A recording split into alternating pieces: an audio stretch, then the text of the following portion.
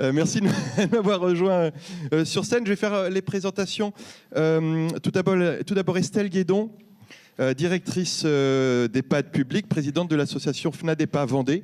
Alors n'hésitez pas à prendre un micro si vous voulez rajouter un petit mot. La FNADEPA, j'imagine que les gens connaissent, c'est la Fédération nationale des associations de directeurs d'établissements et services pour personnes âgées.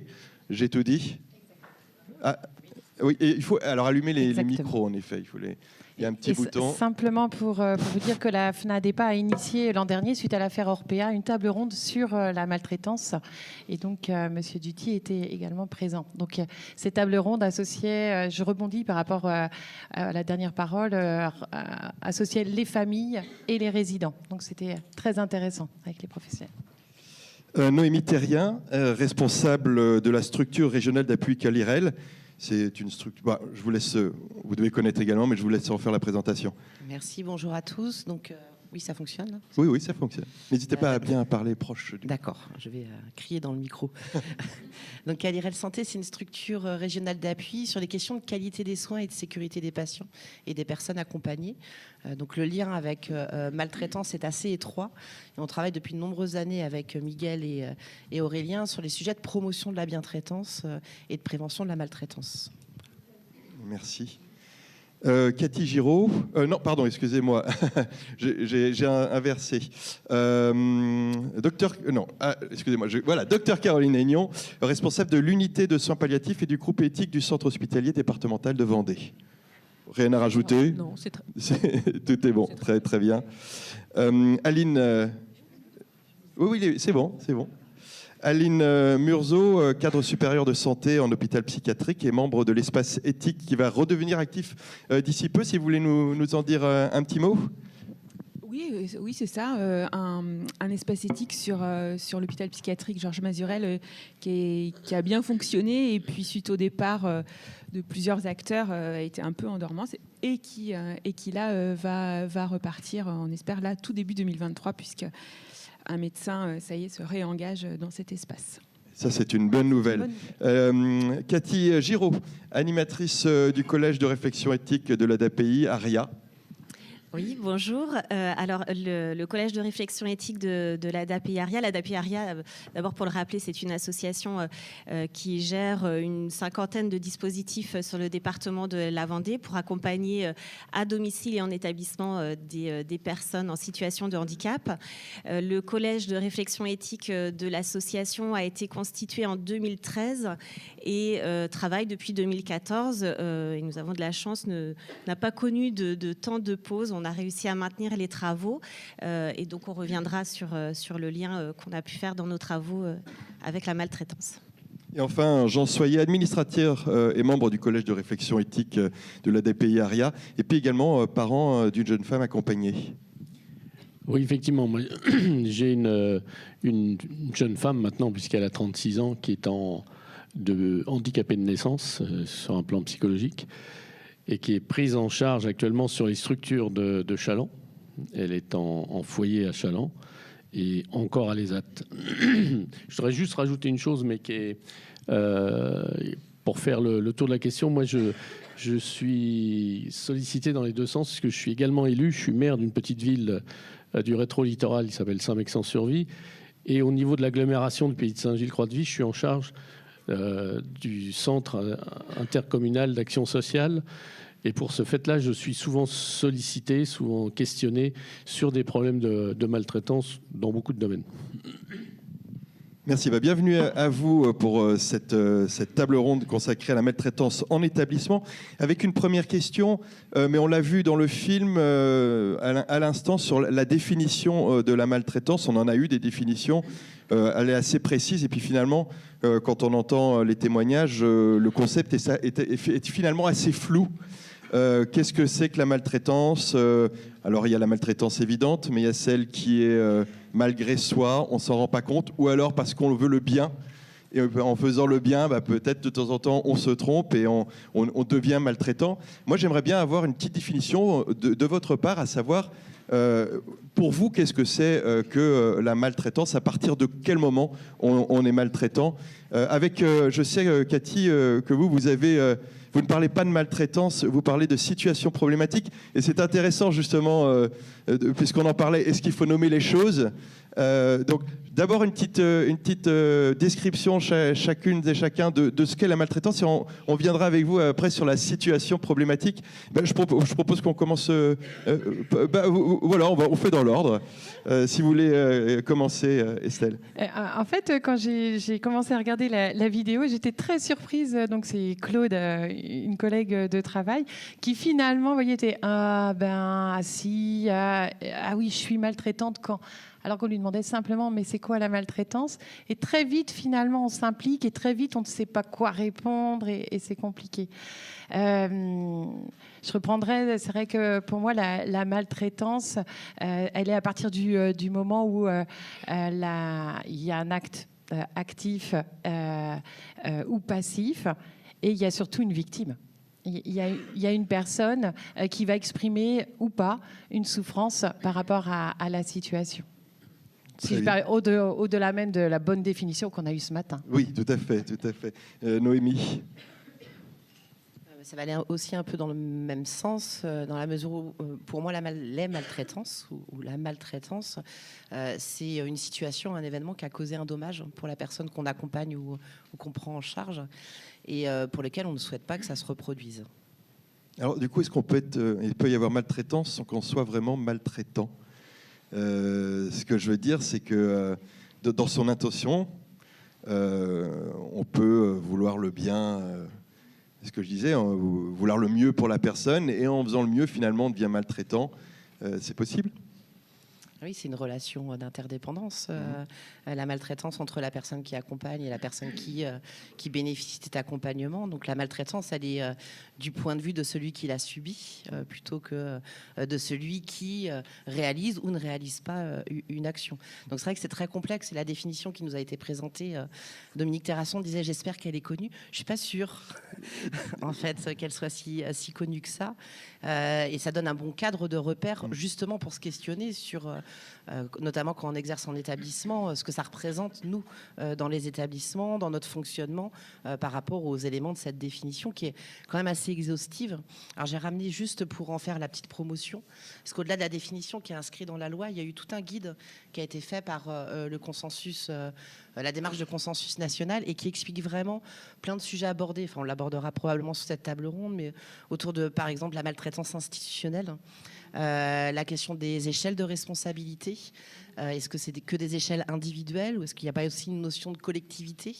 Et est-ce que l'un ne peut pas aller sans l'autre ? Enfin, il y a vraiment plein d'aspects qui sont vraiment très, très intéressants à parcourir. Et on y reviendra, en effet. Caroline Aignan. Oui, c'est vrai que moi, ce que je trouve important, c'est de pouvoir bien mesurer en fait toute la complexité de toute cette maltraitance. Je pense qu'en effet qu'on peut être bienveillant, mais malheureusement faire des actes de maltraitance. Et c'est vrai que toute la question de l'organisation et surtout du signalement est vraiment indispensable à travailler. Très bien, je vous laisse passer. Vous avez déjà le micro, Aline Murzo. Alors oui, alors la question est très difficile, je trouve. La maltraitance, elle est assez subjective. Enfin, moi, je crois que, comme ça, je dirais qu'il y a la rencontre d'une vulnérabilité et d'un pouvoir, et parfois un pouvoir qu'on n'exerce pas très bien ou qu'on veut bien exercer, et en voulant parfois trop bien faire, on ne fait pas bien. Mais je trouve cette question très complexe, effectivement, parce que selon les situations, selon l'intention qu'on y met... Voilà. C'est difficile de savoir parfois si on est maltraitant. Exactement. Et quelles sont éventuellement les raisons pour lesquelles on est. On va y revenir aux raisons. Cathy ou Jean voulaient intervenir sur la question. Moi, je voulais juste dire un mot, c'est que si on ouvre très large l'éventail de la maltraitance, que maltraitance, comme disait une soignante dans la vidéo, c'est un mot fort, c'est un mot choc. Ça peut commencer dans le regard de l'autre dans la rue. Ça peut passer à des choses infimes dont on ne s'aperçoit pas. Et un simple regard peut être maltraitant vis-à-vis de quelqu'un, quoi.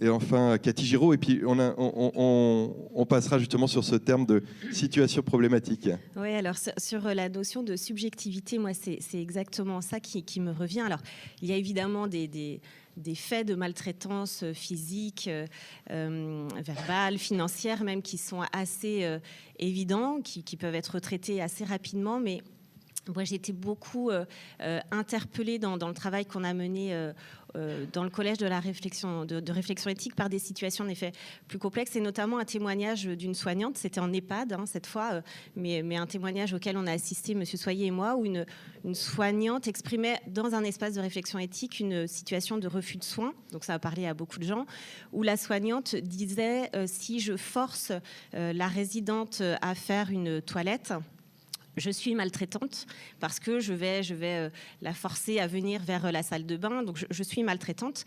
Mais si je ne fais pas la toilette et que je la laisse souiller toute la matinée, eh bien, je suis maltraitante aussi. Et donc, et c'est bien là l'enjeu de la réflexion éthique. D'un côté, face au respect du droit de la personne à refuser le soin, et de l'autre côté, face au droit de la personne à être digne, propre. Et voilà typiquement le genre de situation dite maltraitante où en fait, on ne sait pas bien si on est maltraitant ou pas. Voilà, la subjectivité. Est-ce qu'il y a des réactions par rapport à ce que vient de dire Cathy Giraud? On est à peu près d'accord? Oui. Mais c'est vrai que c'est notre quotidien, finalement, à l'hôpital. Est-ce que vous pouvez parler un tout petit peu plus? Ou alors, très bien. Non, il doit être allumé. 1, 2. Oui, il faut juste parler plus fort. C'est vrai que c'est notre quotidien à l'hôpital. En fait, tous les jours, on fait de l'éthique dans chaque soin. Et c'est vrai que c'est ça qui est indispensable de se rendre compte. C'est que, en fait, à chaque fois qu'on va rentrer en communication avec quelqu'un, en relation avec quelqu'un, il faut vraiment essayer de rechercher le sens que met l'autre dans chaque soin qui est proposé et réalisé. C'est vrai qu'on oublie souvent qu'on est là pour les accompagner. On n'est pas là pour, en fait, décliner un programme de soins ou décliner un programme de traitement. Et il faut vraiment aller d'abord se mettre à côté de l'autre pour savoir finalement si on est maltraitant ou pas. Juste pour rajouter, on est maltraitant si on ne dit rien. C'est vrai, si finalement ce professionnel reste seul et prend une décision, quelle qu'elle soit, mais il ne dit rien ensuite, je dirais c'est là où il y a maltraitance. Elle est plutôt, je dirais, bonne professionnelle parce qu'il y a une question, il y a un doute, il y a une réflexion à mener, mais elle ne peut pas être menée seule, elle doit être menée avec la personne. Peut-être que l'horaire du soin ne convient pas et l'organisation, parfois trop militaire, fait qu'on ne peut pas reporter le soin. Mais c'est surtout d'en discuter en équipe. Peut-être qu'avec un autre professionnel, ça passe mieux. Je dirais que c'est là toute l'ambiguïté. La situation comme ça, présentée de but en blanc, peut paraître maltraitante. Elle est maltraitante si on ne dit rien. Mais s'il y a une parole, s'il y a une réflexion d'équipe, là, on est bien traitant. C'est tout l'art de rentrer en relation avec quelqu'un. Et nous parlerons justement de la communication. Est-elle suffisante? Comment peut-elle s'organiser autour justement de ces cas de maltraitance? Alors du coup, je me retourne enfin, je ne me retourne pas vraiment vers vous, Cathy, à nouveau. Vous employez le terme de situation problématique plutôt que de terme de maltraitance. Et on en a parlé, de la difficulté parfois de nommer les choses. Faut-il le faire? Pourquoi déjà ce terme-là plutôt que la maltraitance? Alors, il y a pas mal de choses juste à remettre en contexte. Alors, d'abord, juste pour vous redire, le collège de réflexion éthique, il a en effet cette chance-là d'associer plusieurs personnes dans l'instance. On a des représentants des professionnels, tout type de professionnels, des représentants des administrateurs et donc des familles. On a un philosophe qui nous accompagne. Donc, on a cette chance de pouvoir mener en effet cette réflexion de manière plurielle. Quand on a préparé cette table ronde, Monsieur Duthier m'a interrogé sur est-ce que vous avez travaillé sur la maltraitance au sein du collège de réflexion éthique. Alors je savais de mémoire depuis 9 ans qu'on n'a jamais écrit un texte qui s'appelle maltraitance mais j'ai quand même vérifié. Merci à la fonction recherche de PDF parce qu'on a écrit beaucoup depuis 9 ans. Et en fait, curieusement ou pas, je ne sais pas, dans aucun de nos avis, on a le mot maltraitance. Mais dans aucune de nos saisines, puisque évidemment tous les professionnels, toutes les personnes accompagnées, toutes les familles peuvent saisir l'instance et expliquer leurs problèmes, leur situation problème, et à aucun moment dans leurs écrits qui ne sont pas censurés, donc n'importe qui pourrait dire il y a maltraitance, il n'y a pas le mot maltraitance. Alors, on peut voir le verre à moitié plein ou le verre à moitié vide. Soit c'est parce qu'ils ont bien identifié que quand il y a une maltraitance évidente, c'est pas de la maladresse, mais enfin voilà, quand il y a un circuit évident à saisir, peut-être qu'ils le saisissent, et je l'espère. Et qu'ils ont perçu que à l'espace, au collège de réflexion éthique, on est bien là justement sur pouvoir s'exprimer sur des questionnements. Et je pense que c'est ce qu'on a réussi à faire, à offrir un espace où les professionnels, où les familles peuvent s'ouvrir des questions qu'ils se posent sur des situations qui ne sont pas évidentes, qu'on a appelé les situations complexes, problématiques, parce que justement ce qu'on veut éviter, c'est de stigmatiser ou d'accuser. Pour ça, il y a d'autres circuits, mais la réflexion éthique, elle est là plus pour réfléchir, questionner, pas accuser. Donc je pense que c'est ce qui fait que dans les saisines et puis ensuite dans les textes, on a été plus dans la nuance sur ces situations pas si évidentes, les situations complexes. Oui, allez-y, vous vouliez réagir ? Oui, je me permets parce que ça me fait penser que... Alors, j'ai pas relu, moi, les saisines qu'on a pu faire à Mazurel, dernièrement, pour être sûr que le mot maltraitance n'a pas été utilisé. Mais en tout cas, j'ai pas l'impression que les situations étaient forcément présentées de ce côté-là. Mais chez les professionnels, en tout cas, il y avait un besoin de réflexion pour éviter dans des situations de maltraitance. Il y avait une préoccupation forte de ce côté-là, de se dire est-ce que par les décisions qu'on prend, est-ce que par les gestes qu'on peut faire, on est maltraitant, et est-ce que cette réflexion qu'on peut avoir peut nous éviter d'être dans des situations de maltraitance. Nous, ça nous est arrivé, alors le groupe éthique sur le CHD est un peu neuf, mais c'est vrai que ça nous arrivait vraiment de nommer la situation pour essayer justement que tout le monde prenne bien conscience de la situation. Et entre autres, il y avait des soucis justement de sécurité pour les patients à l'unité cognitivo-comportementale.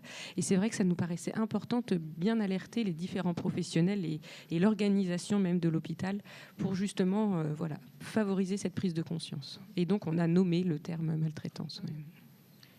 Sur cette notion de maltraitance, du flou qu'il peut y avoir parfois, ou même de l'utilisation du terme maltraitance, est-ce qu'il y a déjà des choses que vous voulez dire, des questions que vous voulez poser aux intervenants ? Non, on continue. Non, très bien. Alors, je voulais juste quelques éléments sémantiques. En fait, il faut savoir que le terme maltraitance, on a l'impression qu'il existe depuis la nuit des temps. Mais on a surtout une représentation individuelle autour de ce terme-là, puisque la définition dans le dictionnaire français, alors j'aime bien le dire, elle date uniquement de 1992. Et elle est assimilée à des violences physiques ou verbales. Et on voit bien que dans les propos qui ont été tenus aujourd'hui, puis même dans les questionnements, les témoignages, le terme il englobe de façon beaucoup plus large que ce qu'on voit de façon physique ou l'impact psychologique que ça peut avoir. C'est beaucoup plus insinueux que ça. Alors moi, mon avis, c'est qu'il faut nommer un chat. Mais pour autant, je pense que c'est compliqué pour les professionnels parce que derrière le terme maltraitance, ça renvoie quand même à une sorte de culpabilité individuelle et de responsabilité individuelle. On associe le terme maltraitance à une responsabilité pénale et juridique. On a une médiatisation des situations de maltraitance qui renvoie quelque chose d'extrêmement négatif sur le sujet. Alors même que les maltraitances, elles touchent bien entendu les personnes accompagnées, mais elles touchent aussi les acteurs, ceux qui, à un moment donné dans leur parcours professionnel, vont devenir contributeurs d'une situation de maltraitance. Alors qu'on sait bien que c'est jamais la simple responsabilité d'un individu, mais c'est beaucoup plus complexe que ça et beaucoup plus multifactoriel. Et du coup, pour engager la responsabilité, puisqu'on est sur une table ronde d'établissement, je pense que pour engager la responsabilité et l'engagement de l'établissement, il faut réussir à dire qu'il existe dans toutes nos organisations, dans nos services, dans nos équipes, des situations de maltraitance. Alors on va y venir à ces raisons individuelles, institutionnelles. Vous vouliez réagir ? Non, institutionnelles qui peuvent pousser, oui, vous en débarrasser, qui peuvent pousser à la maltraitance. Je voulais savoir, étant donné justement le flou, est-ce que je suis maltraitant, est-ce que je ne le suis pas, ou même de l'utilisation du terme, quelles sont les difficultés à identifier en établissement des cas de maltraitance. Qu'est-ce qui peut être un frein? Vous en avez parlé un petit peu, mais qu'est-ce qui peut freiner l'identification de ces cas? Qui voudrait réagir à cette question? Moi, je veux bien commencer. Oui, allez-y. Ouais. C'est vrai que nous, donc, je suis médecin sur l'unité de soins palliatifs, mais aussi médecin sur l'équipe mobile de soins palliatifs. Et donc, on intervient en fait dans tous les services de l'hôpital, aussi bien sur La Roche que sur l'ensemble des 3 sites du CHD. On intervient aussi à domicile, donc c'est vrai qu'on voit de multiples situations. Et moi, ce qui me marque le plus, finalement, c'est que les professionnels passent leur temps finalement à essayer de suivre les prescriptions, à essayer de suivre tout le calendrier de soins qui est déjà prévu. Et finalement, c'est ce manque de temps, ce manque de questionnement, parce que débordé par toute la charge en soins qu'il y a à réaliser. Et finalement, le plus dur, c'est de réussir vraiment à se poser la question, de se laisser interpellé par une situation où on se dit mais je ne devrais pas faire ça, mais je ne sais pas pourquoi. Et c'est ça le plus dur finalement, c'est de réussir à se poser la question et la bonne question. Donc le temps le temps manque juste pour pouvoir regarder, prendre un temps et regarder ce qui se passe. Est-ce qu'il y a d'autres réactions? Jean Soyer. Oui, mais je voudrais revenir aussi sur un autre témoignage qu'on a eu qui était fort également, d'une personne en situation de handicap en fin de vie à l'hôpital et qui avait demandé aux soignants de ne pas prévenir sa famille. Et cette personne est décédée. Et là, il a bien fallu prévenir la famille pour leur dire ça. Et là, quand il faut s'adresser à la famille en leur disant il est décédé, mais vous le saviez, pourquoi vous n'avez pas prévenu qu'il était dans cet état-là, etc.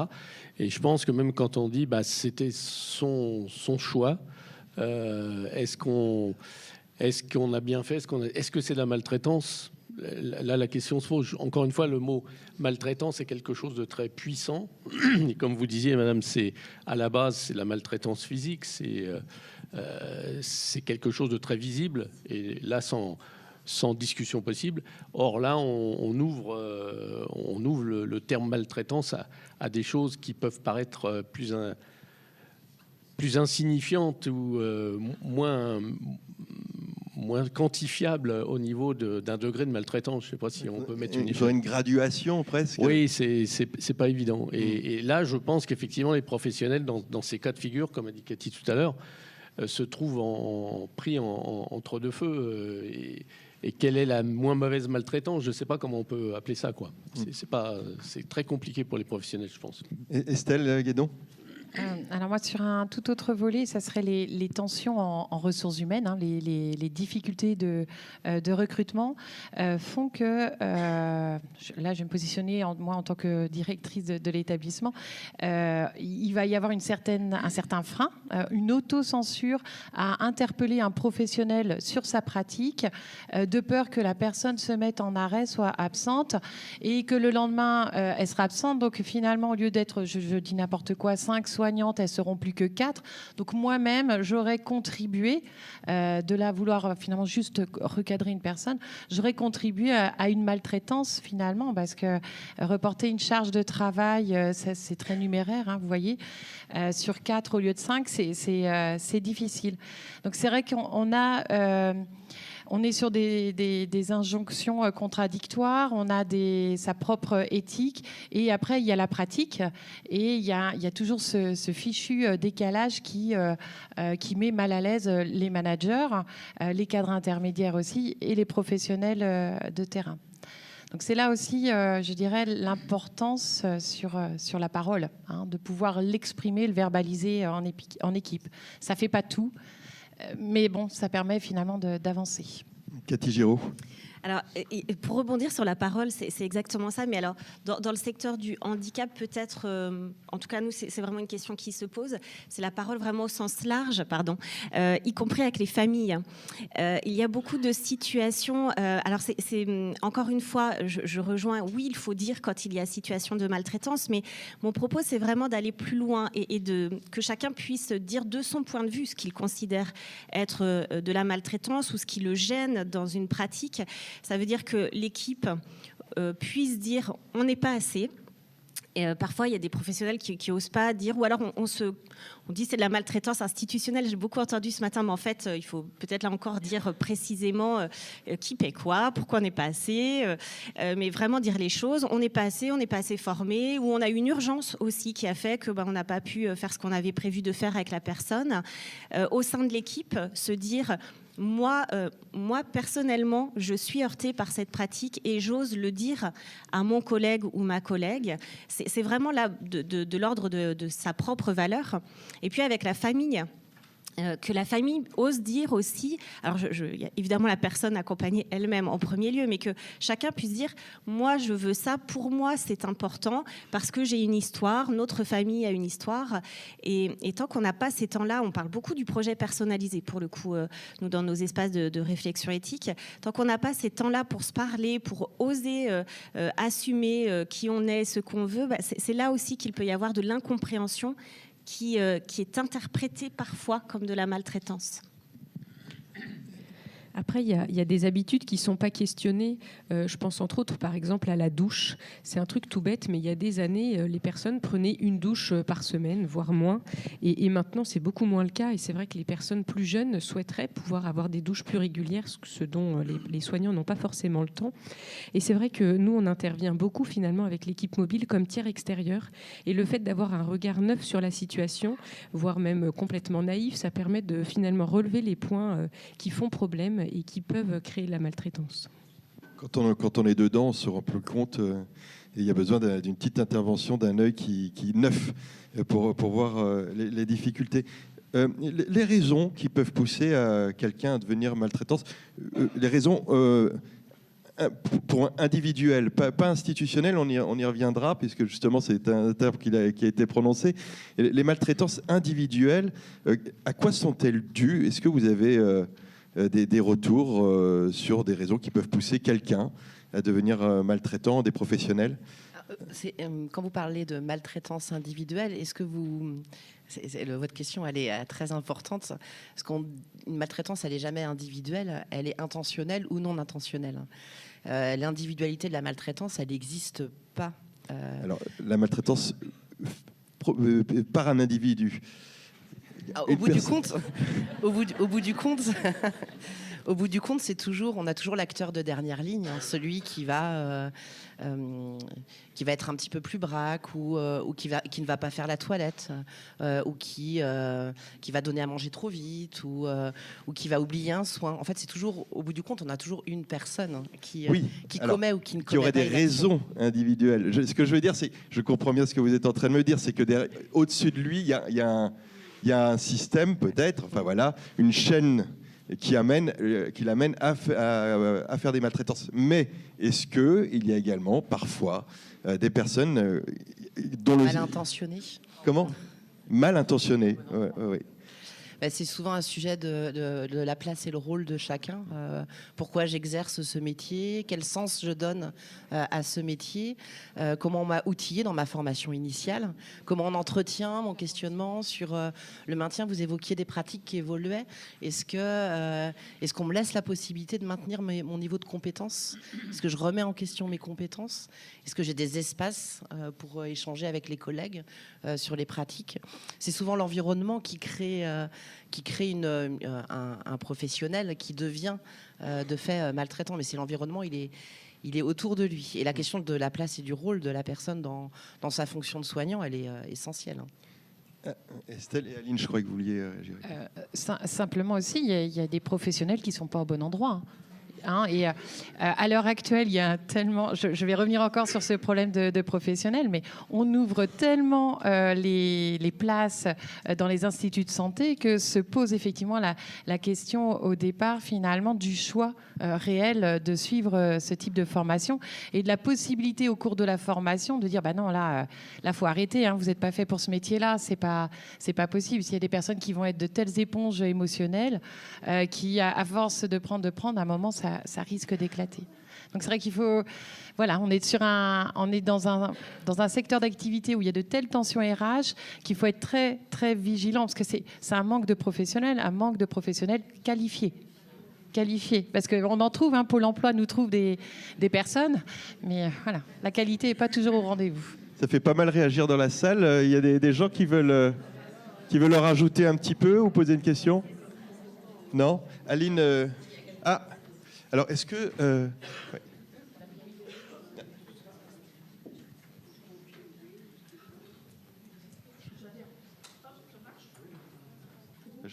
Est-ce qu'il y a une lumière verte? Ah, si elle est rouge, c'est qu'il faut. Voilà. J'adhère complètement à ce que vous dites, parce qu'on sait malheureusement que quelquefois on est obligé, où il y a aussi une qualité de recrutement, d'exigence dans le recrutement et l'encadrement. Et quelquefois, les gens ne sont pas du tout à leur place et on les maltraite aussi. On les maltraite aussi dans une situation auquel ils ne sont ni préparés, ni formés, ni choisis. Ça, c'est le premier point. Pendant que j'ai la parole, je la garde. Allez-y. J'ai plusieurs questions. Parce que je trouve qu'on est gentil quand même. On dit c'est institutionnel, c'est machin, c'est truc. Moi, j'ai été très frappée dans une vie antérieure de voir qu'il y avait, face à des situations vraiment de maltraitance dans des équipes, une espèce d'omerta de la part des collègues qui protégeaient les collègues au détriment des usagers ou des malades, etc. Et ça, pour moi, c'est une véritable interrogation. Et quand j'en parlais avec les équipes, en leur disant, mais enfin, quand même, ils me disaient, mais oui, mais vous comprenez, il faut qu'on l'aide. Très bien, il faut que vous l'aidiez. Mais est-ce que vous respectez les personnes que vous soignez ou que vous accompagnez ? Et ça, pour moi, c'est une véritable question auquel je n'ai pas répondu. Parce qu'il y a une omerta d'équipe, il y a une espèce de regroupement. Et moi, si je fais ça, ça va peut-être me retomber dessus. Merci d'avoir posé. La question, elle était là. J'allais la poser justement sur l'équipe. C'est génial. Vous n'aviez pas terminé. Il me semble que j'en ai encore une, mais je ne sais plus. Je reprendrai la parole. Oui, vous reprendrez la parole. On va revenir sur les équipes. Je crois qu'il y avait une autre. Si avec votre expérience, vous n'avez pas réussi à répondre, je ne sais pas comment je vais faire. Alors. On va y revenir sur les équipes. Il y avait juste une intervention en bout de salle.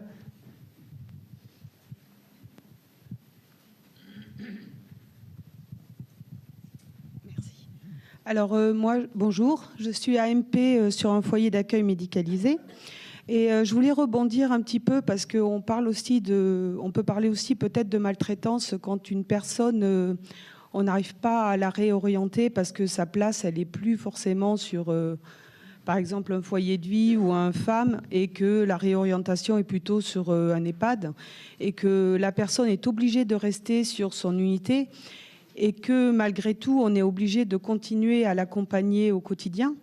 Alors, c'est vrai qu'on est sûrement maltraitant envers cette personne-là, mais aussi le personnel qui accompagne n'est pas forcément aussi compétent que peut-être un établissement qui serait adéquat, quoi.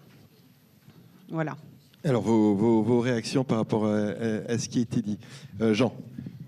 Oui, alors effectivement, vous avez absolument raison, et c'est une des grosses problématiques, une seulement parmi tant d'autres malheureusement, mais notamment avec l'amendement Creton, où on a encore en IME des jeunes majeurs qui ne devraient plus être en place dans ces IME depuis longtemps. Mais par contre, la notion de parcours, on ne peut pas toujours la mettre en place parce que effectivement, c'est un manque de place dans les institutions, dans les établissements. Depuis peu, on a transformé ça en dispositif pour permettre d'avoir un surnombre avec des temps partiels pour pouvoir accueillir plus de personnes que le nombre d'autorisations des établissements. Ça, c'est une solution palliative, mais qui n'a pas d'avenir. L'avenir, c'est effectivement de créer plus de places, mais ça reste un problème. Et là, c'est quelque part un peu de la maltraitance. Oui, je suis d'accord avec vous. Pour ces jeunes, et ces moins jeunes d'ailleurs, qui ont une place, la possibilité d'aller en ESAT par exemple, mais il n'y a pas la place de foyer de semaine, donc on ne leur donne pas la place d'ESAT. Et il y a tout un tas de cheminements comme ça qui sont compliqués.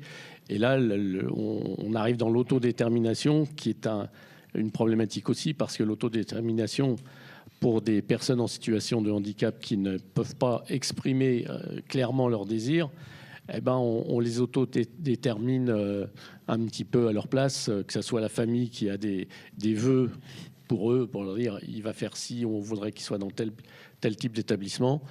et peut-être aussi, dans certains cas, les professionnels aussi qui interprètent ça. Et ça, c'est compliqué.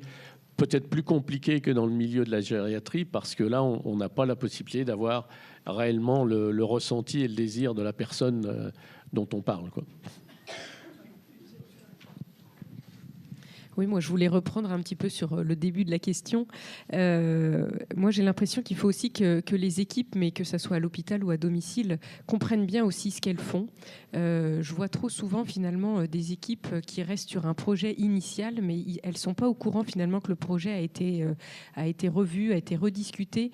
Et je suis assez d'accord sur le fait qu'il faut vraiment essayer de faire en sorte qu'il y ait des réunions, je dirais presque hebdomadaires, sur les situations des patients les plus compliqués, justement pour que tout le monde se mette un peu au diapason de ce qui est prévu pour le patient, parce qu'il y a quand même des personnes au jour le jour qui cherchent à savoir ce que souhaite le patient, à savoir ce qui est le mieux pour lui. Mais après, finalement, c'est toute l'organisation qui fait en effet que tout le monde n'est pas au courant. Et vraiment, je pense que ce serait indispensable que dans toutes les organisations de services ou même d'aide à domicile, qu'il y ait des réunions régulières. Aline. Je rejoins entièrement ce que vous venez de dire. Effectivement, ces espaces d'échange pluriprofessionnels sont essentiels à mon sens, parce que c'est aussi des moments où on digère aussi ce qui est difficile. Parce que s'occuper de personnes qui souffrent, de personnes qui vont mourir, d'être confronté à la folie, enfin, ça, c'est pas simple. Et je crois pas qu'on puisse les digérer tout seul, en fait. Et bien souvent, en fait, on voit des professionnels qui restent seuls avec ces questions-là, et moi je crois que ça c'est un facteur de maltraitance, d'où la nécessité, et je crois que bien souvent on pense que quand on discute de ces choses-là on perd du temps. Moi j'y crois pas du tout au fait qu'on perde du temps, bien au contraire, et je crois qu'on gagne aussi en bientraitance, quoi. Enfin, c'est le moment aussi où chacun à sa place, chacun avec ses connaissances, on peut échanger et on peut construire des choses ensemble autour du patient. C'est essentiel de garder le sens. Puisque vous parliez d'équipe, et madame, vous en parliez de cette omerta qu'il peut y avoir au sein d'une équipe, voyons-en. Parlons-en, est-ce que justement c'est un problème récurrent que vous avez pu identifier, et également, est-ce que l'éthique individuelle peut parfois être noyée un petit peu dans l'équipe, dans le groupe? Est-ce que vous avez été témoin de cela? Quelle forme ça prend? Éventuellement, qu'est-ce qui est fait pour empêcher, pour libérer la parole de certains membres de l'équipe qui peuvent se retrouver un peu seuls face à certaines situations? Estelle, vous voulez? Oui, là, vous faites appel à notre échange qu'on avait pu avoir sur un exemple de maltraitance, une jeune infirmière donc, qui partait, et donc bisoutage de la jeune infirmière, et en fait il y a plusieurs aides-soignantes. C'était quelqu'un qui était très apprécié. Donc les aides-soignantes ont fait un appel d'urgence dans la chambre d'un résident qui était alité, et donc la jeune infirmière est arrivée, et là elle a été accueillie avec de la farine, de l'eau et tout ça devant le résident. Donc il y a beaucoup d'humour et tout. Finalement, elle laisse aux agents le soin de nettoyer le logement ensuite. Et si vous prenez chaque personne individuellement, chaque professionnel, jamais j'aurais cru ça d'elle, que ça puisse dégénérer à un moment donné. Qu'est-ce qui fait que ça dégénère? C'est ce groupe, et avec finalement une surenchère dans cette espèce de bisoutage. Et c'est vrai qu'alors là, il faut beaucoup d'énergie, et là, pour le coup, on est obligé de prendre le temps, et de reprendre avec individuellement chaque professionnel, avec donc là c'est un établissement public géré par un CCAS, donc le maire en l'occurrence était présent, et puis de pouvoir avoir cet échange, et bien sûr une lettre d'avertissement, et d'avoir aussi un échange avec les familles, et de demander aussi des excuses, qu'on puisse être finalement sur cet accompagnement. Là c'est le cas individuel, et après c'est de reprendre en équipe sur finalement qu'est-ce qui fait au départ, c'était un simple amusement, ça partait presque même d'une bonne intention, on aurait presque plus parlé, on aurait même plus parlé de cohésion d'équipe, hein, vous voyez l'ambiance au travail, sauf que là il y a un résident et elles ont omis le résident et puis tout a très vite dégénéré. Et je vous assure, c'était il y a quelques années, on n'avait pas de problème de recrutement, c'était des professionnels formés. Sauf qu'effectivement, le groupe fait qu'à un moment, ça peut dégénérer et ça peut échapper finalement à toute réflexion individuelle. Comme aussi, on peut retrouver des maltraitances la nuit avec des équipes de nuit où le binôme va faire en sorte que l'autre tait la maltraitance de sa collègue et de tout ce que ça peut impliquer. Donc, ce qui est important après, c'est effectivement toujours de revenir sur de se repositionner, d'amener les équipes à réfléchir et puis de libérer la parole pour pas que ça se reproduise. Je pense que vous pensiez à cet événement-là, certainement. Tout à fait. Alors, je voudrais compléter. On a, nous, travaillé sur la notion de chez-soi. Qui est chez soi en établissement. Et le thème, c'était vraiment comment on privilégie, comment on affirme le chez-soi des personnes dans l'établissement. Et au gré de la discussion, des professionnels du Collège de réflexion éthique ont témoigné d'un phénomène qui fait que... il y a des professionnels qui sont dans l'établissement depuis plus longtemps que les personnes accompagnées elles-mêmes et qui, au fur et à mesure, créent une règle tacite qui est plus ou moins acquise, comprise et appropriée par le reste de l'équipe. Alors, il y en a qui ne la comprennent pas, qui ne la valident pas et qui l'interrogent ou la dénoncent auprès du directeur, d'autres qui la conservent et qui restent dans l'équipe, d'autres qui partent. Mais au final, il y a cet effet de groupe aussi qui s'installe au sein de l'établissement et qui fait règle plus que le règlement d'établissement, le règlement de fonctionnement. Ou le bon sens. Ça répond un petit peu... enfin, ça confirme ce que vous étiez... exactement. Mais encore une fois, je voudrais encore une fois nuancer. Ça ne sont pas forcément des mauvaises règles. Enfin, c'est là qu'il y a des bonnes pratiques, des moins bonnes pratiques, et qu'il faut toujours réinterroger. Mais en tout cas, ça peut faire groupe. Une question. Alors, j'avoue qu'elle est un peu entre commentaires et questions. Voilà, vu qu'on parle de la maltraitance en établissement, je reviens également Colm Guédon sur les difficultés de personnel. Et nommer quelque chose qui s'accélère en ce moment, c'est les politiques de remplacement, et en particulier sur les enjeux autour des personnels intérimaires. Je dois tout de suite mon propos n'est en aucun cas accusateur vis-à-vis des femmes, des hommes ou des jeunes ou des moins jeunes qui sont intérimaires. Je pense que ce sont des choix aussi qui sont faits en contrainte ou en prescription sociétale par rapport à ce qui leur a été demandé à une époque sur leur flexibilité, leur rapport à l'entreprise, ou même à quoi avoir un CDI lorsque l'immobilier est de toute façon inaccessible dans certains territoires. Moi, je viens du 44, je pense à la Côte. Bon, voilà, c'est impossible de se loger pour un personnel de proximité, et notre métropole également. Juste, malgré tout, le dire, c'est que depuis 6 mois, on assiste, enfin 6 mois, 1 an, mais une accélération fondamentale, en tout cas depuis 12 mois, dans des établissements médicalisés en plupart. Alors je parle moi du secteur que je connais.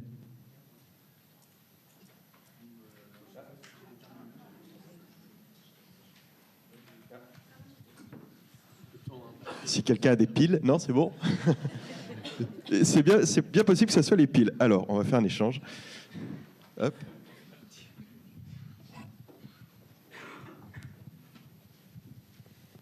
Oui, merci. Voilà, dans une masse, dans le 44, je pense pouvoir dire qu'à l'heure actuelle, un personnel sur 2 est en remplacement et plutôt intérimaire. En fait, la continuité de la dynamique d'équipe, elle n'existe de moins en moins. On assiste aussi de plus en plus à des conflits entre titulaires et intérimaires, avec un délitement et avec des reproches en fait entre les anciens qui défendent une continuité et peut-être des nouveaux qui peuvent dire bah tiens, moi je t'apporte une nouvelle pratique. Mais c'est aussi un peu facile finalement d'apporter une nouvelle pratique éclairée et rafraîchissante si on reste qu'une journée ou 2. Donc je sais pas, enfin la seule chose, peut-être la seule solution, c'est qu'on élargisse les restrictions autour de l'intérim. Le projet de loi sur le financement de la sécurité sociale 2023 a intégré des limitations de l'intérim sur les personnels médicaux et paramédicaux, en particulier une durée minimum d'intervention avant d'être intérimaire. Je ne sais pas quel serait le bon format, mais je pense que pour protéger les titulaires et aussi, au bout du compte, la continuité de l'accompagnement, c'est bien ça que j'évoque. Manager une maison d'accueil spécialisée, en fait, lorsqu'il y a un intérimaire pour 2 professionnels, c'est compliqué. La moindre réunion de l'établissement, la moindre réunion institutionnelle, la moindre réunion de projet personnalisé, il y a une volatilité en fait de la décision et de la transmission qui fait qu'il y a une absence de continuité.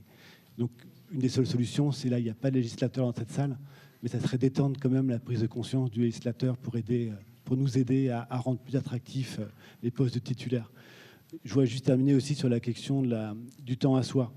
Alors, je suis très mal placé. Je vais dire quelque chose. Je suis très mal placé parce que je suis un homme, je suis blanc, et je suis dans la quarantaine, et donc je vais devoir prendre une parole à la place des femmes de 30 ans et des enfants. Mais malgré tout, je tiens à le nommer quand même.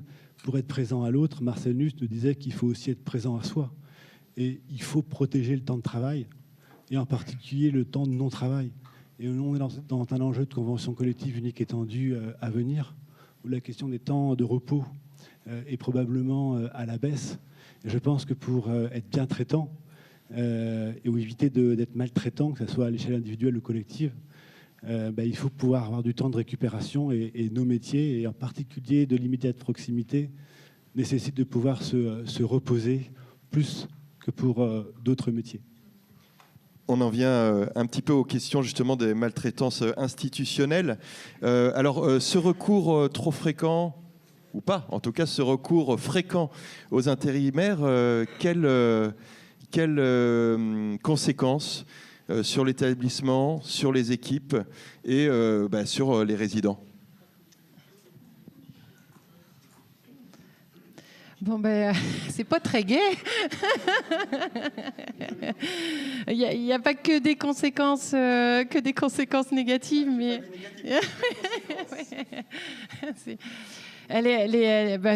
effectivement, le turnover des professionnels est un enjeu dans le secteur du médico-social.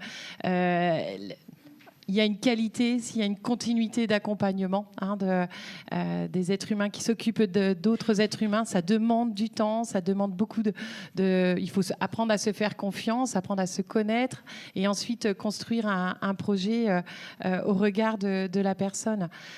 Voilà, donc c'est vrai que l'intérim, on est bien contente de la trouver, l'intérim. Je dirais, oui, c'est presque un signe de mal-être professionnel plus que finalement une cause du turnover. Et puis ça permet peut-être pour ces professionnels de savoir surtout quand ils peuvent travailler.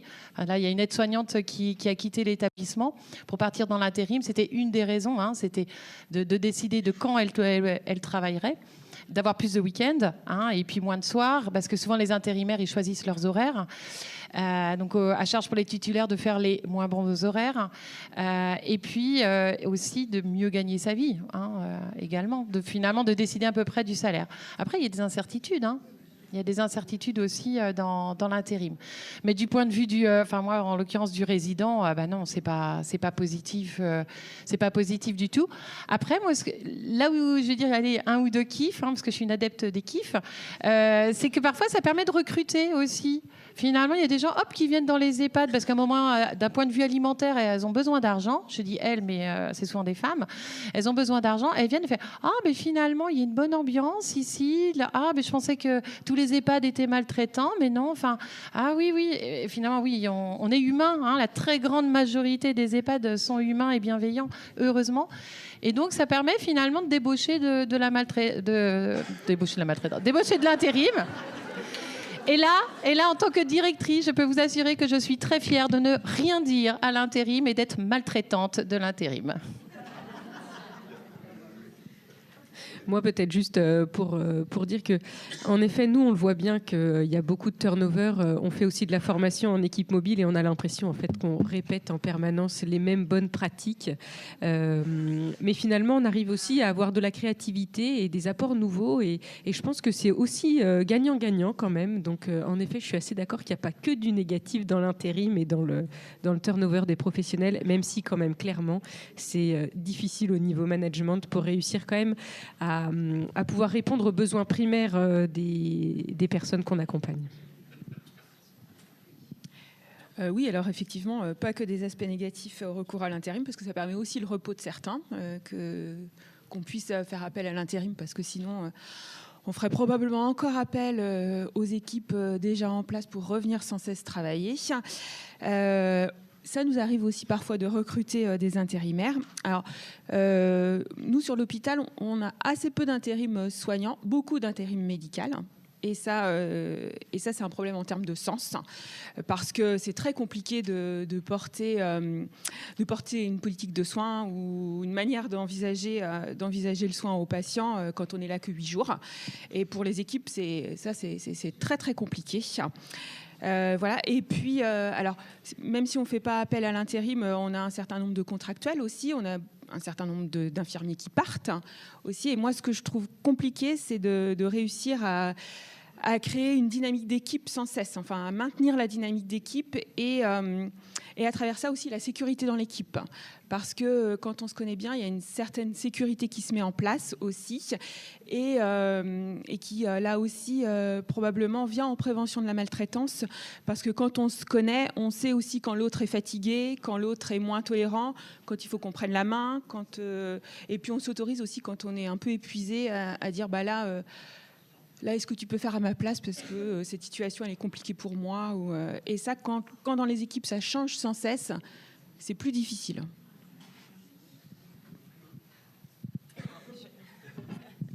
Monsieur Soyer, non, vous me laissez.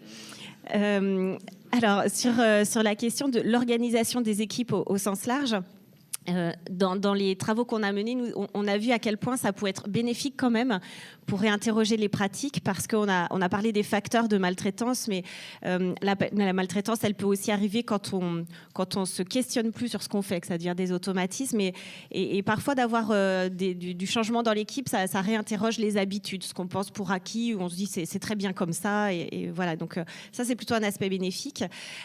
Après, la notion RH au sens large de l'organisation, et ce qui est parfois nommé comme la maltraitance institutionnelle, en fait, c'est plutôt s'interroger au cas par cas, contexte par contexte, sur les contraintes de la vie collective. C'est un thème classique dans la réflexion éthique. Les contraintes de la vie collective, de l'organisation d'un établissement avec ses ressources et le respect des libertés individuelles et du rythme individuel de chacun. Donc là encore, on est sur des questionnements de comment pas être maltraitant au sens de priver quelqu'un de ses libertés tout en s'inscrivant dans un cadre collectif. Donc ça interroge ça. Et alors, l'aspect moins rigolo, du coup, c'est qu'on a quand même aussi beaucoup d'équipes qui nous disent, vu le contexte RH, vu les problématiques de continuité, de remplacement, comment voulez-vous qu'on prenne le temps de s'interroger? On le disait tout à l'heure, oui, il faut du temps quand même pour penser maltraitance, bien-traitance, bonne pratique. Et dans les contextes RH un peu tendus, on voit bien que nous-mêmes, nos travaux au Collège de réflexion éthique, ils sont interrogés dans le sens où vous avez de la chance d'avoir du temps. Nous, on n'en a pas au quotidien. Je voulais vous interroger sur la considération qu'il peut y avoir pour les résidents eux-mêmes. J'écoutais une interview du directeur d'Orpea. Alors, forcément, vu les circonstances, il était interviewé. Alors, il a parlé embauche, il a parlé budget, fonctionnement, gestion. Et sur une demi-heure, voire plus d'interviews, à aucun moment, il n'a parlé de résidents. Comme si, en fait, ils étaient en bout de chaîne. Le résident était le bout de la chaîne de gestion, budget, et lui, il arrive enfin. En fait, c'est une conséquence. Le résident, c'est une conséquence d'une bonne gestion, d'un bon budget. Comment ? Alors, prenez le micro. Donc voilà, je voulais votre réaction par rapport à ça. Oui, c'est le payeur, oui. Est-ce qu'il n'y a pas un problème ? pour la maltraitance institutionnelle, justement de considération du résident quand celui-ci est en fait vraiment en bout de chaîne. Dans vos expériences, c'est peut-être différent dans le public. Là, on parle du privé. Je voulais avoir votre réaction par rapport à ça. Sur une demi-heure, plus, déjà, pas de mots pour le résident. Déjà, il n'adhère pas à la FNADEPA. Donc, ça fait quand même partie de nos valeurs fortes au sein de l'association, hein, la valeur humaniste. Alors oui, c'est vrai, peut-être parce que c'est Orpea, je vais stigmatiser. Je dirais, c'est aussi, c'est peut-être facile de ne plus parler du résident ou de parler au nom même du résident, de plus lui laisser la parole pour justement garder cette paix sociale. C'est vrai que la première intervention, elle est en ce sens. Finalement, si on ne met pas le mot maltraitance, si on n'aura pas, vous voyez, c'est comme le Covid. Si on ne se fait pas se dépister, on n'a pas le Covid. Ça peut nous arranger.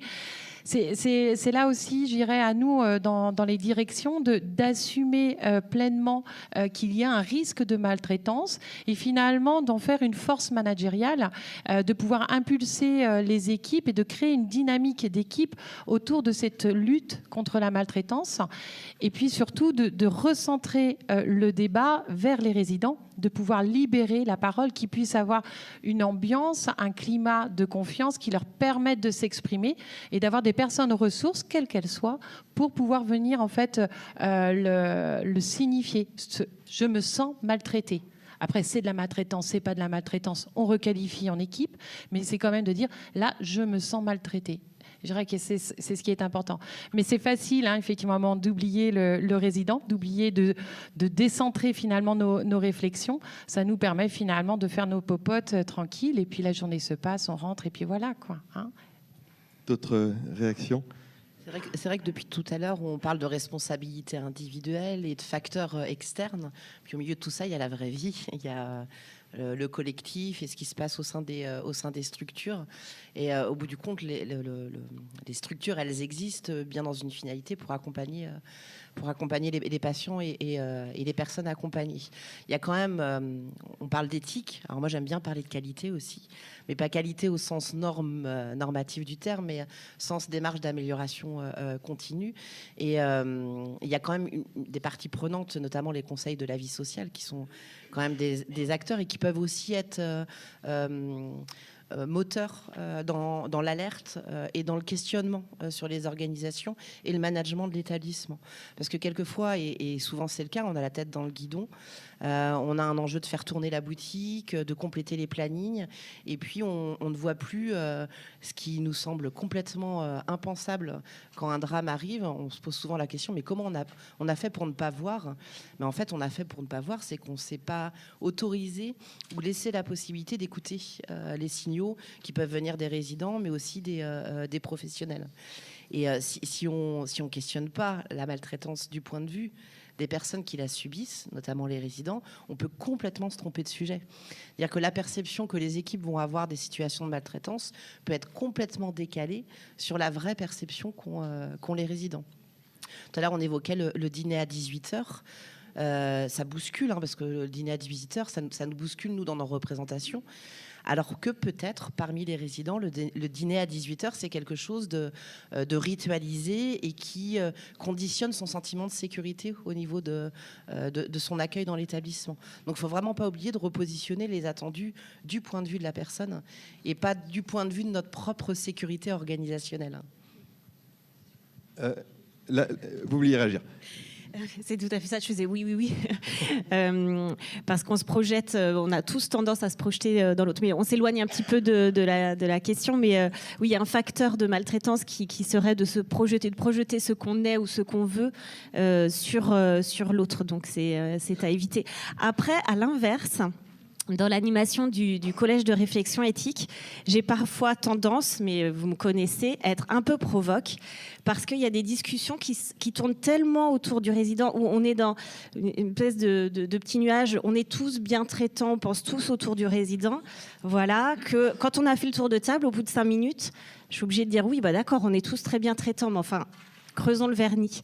Donc il y a l'autre balancier en fait un petit peu d'être tellement tous autour du résident qu'on se réinterroge pas vraiment. Alors, la parole de la, j'allais dire victime, mais en fait qui se croit, en tout cas de la personne qui se croit victime d'une maltraitance, que ce soit une maltraitance ou non, est-ce qu'elle est difficile à obtenir? Est-ce que ces personnes ont du mal à parler? Est-ce qu'elles ont un accompagnement? Est-ce qu'on les questionne pour savoir si elles se sentent victimes de maltraitance ou pas? Est-ce que voilà, la parole est difficile ou pas à obtenir?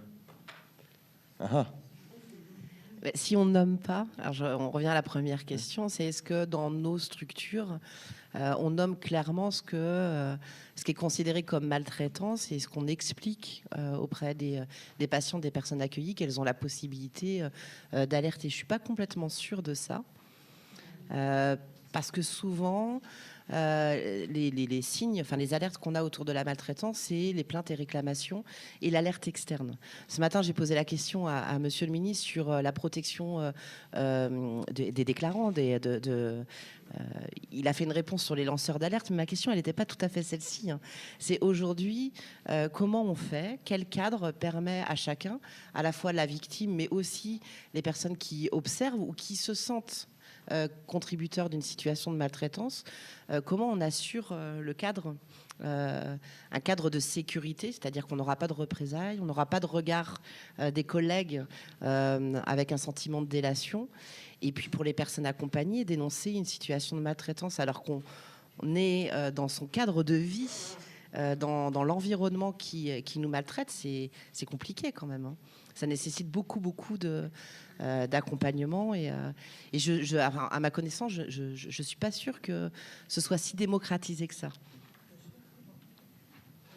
Il y a quand même, depuis l'affaire Orpea, il y a quand même une volonté de l'État de procéder à des contrôles. Là, je vais me permettre un petit coup de gueule quand même. Parce que les contrôles qui sont lancés, ce sont des contrôles sur pièce.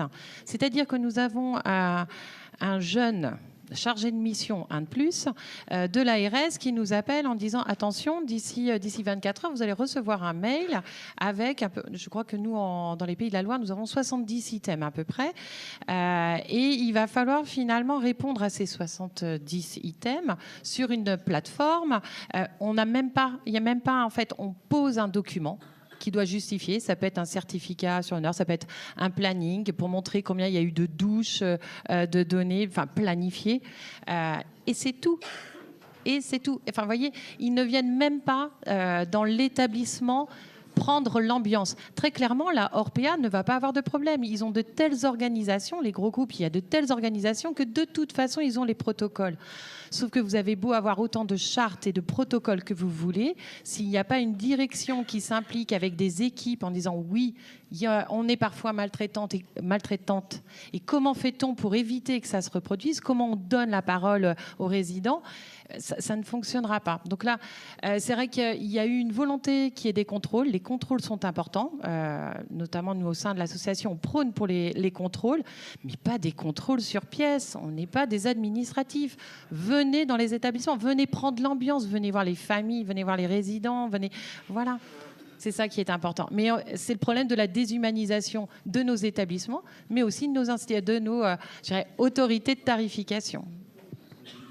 Voilà, j'ai poussé un petit coup de gueule. Vous avez bien fait, ça hochait de la tête. On pourrait presque parler de maltraitance à notre égard, mais enfin... Alors, il faut savoir, je n'ai plus les chiffres, mais j'avais regardé les chiffres. Sur les maltraitances, il y a une grande partie, même une partie majoritaire, ce sont les soignants qui sont maltraités, en fait, dans les chiffres. Donc, il faut quand même le dire. Là, on parle des résidents, mais... voilà, c'est compliqué pour avoir les données. Une fois qu'une situation a été détectée, ou en tout cas un cas de maltraitance, comment ça se travaille? On fait une réunion d'équipe, on en parle, qui signale, qui prend la responsabilité de signaler un cas de maltraitance? Comment ça fonctionne? Ah oui, mais apparemment, c'est pas très clair. Moi, j'aurais pensé qu'il y aurait quelque chose de robuste mis en place. Voilà. Un protocole. Un protocole. On fait comme ça et ça se passe Madame comme ça. Dupont vient voir Madame Guédon. Elle m'a dit cette nuit, j'ai été maltraitée. J'ai demandé une collation, on me l'a pas servie. On va partir. Et comment ça se passe? Mais c'est vrai que ce qui est important, c'est toujours, et je dirais, c'est aussi la force de l'équipe et des équipes pluridisciplinaires. C'est que là, il est urgent de prendre du temps et de requalifier. Déjà, s'il y a une urgence, s'il y a une maltraitance physique, verbale, du harcèlement, c'est finalement écarter le professionnel incriminé. Et puis qui puisse soit donner le relais, soit effectivement on le met à la plonge, parce qu'il y aura moins de maltraitance à la plonge, vous voyez. Mais finalement de l'écarter de tout contact humain. Et puis après, très vite, finalement, d'enclencher et d'avoir des apports certainement souvent extérieurs qui permettent de reprendre les faits avec le résident, d'abord, avec sa famille également pour la prévenir, et avec le professionnel et les collègues qui étaient présents. Pour finalement reprendre, bien qualifier, savoir s'il y a une plainte, s'il n'y a pas plainte, et puis après, il y a tout le traitement en interne. Donc, mais c'est vrai qu'il y a un moment, il faut finalement prendre... De toute façon, c'est ça qui est assez terrible, c'est qu'on se dit on n'a pas le temps de faire de la prévention, de réfléchir, sauf que quand il y a un acte de maltraitance, on n'a pas d'autre choix que de prendre le temps et de se donner du temps pour ne pas se précipiter. Alors qu'il aurait peut-être fallu le prendre en amont. Exactement. Ce temps. Mais en même temps, ce temps, il est aussi nécessaire pour capitaliser. On évoquait ce matin la question du retour d'expérience. Aujourd'hui, les situations de maltraitance, elles ont peut-être une réponse. Alors, je vais peut-être être provocatrice en disant ça, mais en fait, on fait des réponses individuelles. Mais quelle capitalisation on en fait à l'échelle de l'équipe, de l'établissement, pour faire évoluer les pratiques et les organisations et que ça ne reste pas sur une réponse à une situation donnée. Sur Calirel Santé, entre 2017 et 2019, on a fait tout un travail autour des événements indésirables qui survenaient en EHPAD.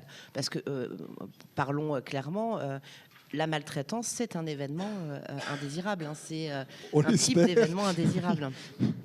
Et quand on a travaillé sur ce sujet, déjà une première chose, c'est que jamais n'a été clairement nommé le sujet maltraitance.